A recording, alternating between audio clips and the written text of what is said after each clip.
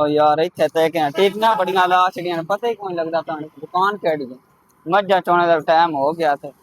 गेहूं मिलाने वाला है ओए आ नु दुकान मंडी बुक करना इधर लविए की याद है नहीं वाह नहीं मौलवी साहब ने टिक टाक ते हालत पाई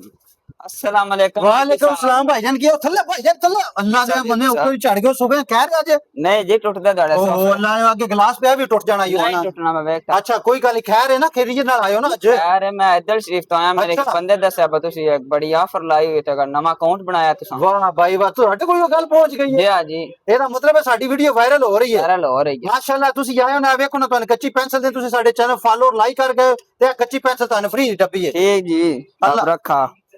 मैं जान दे हुन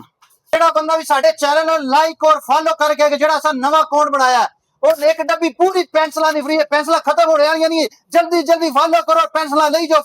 फ्री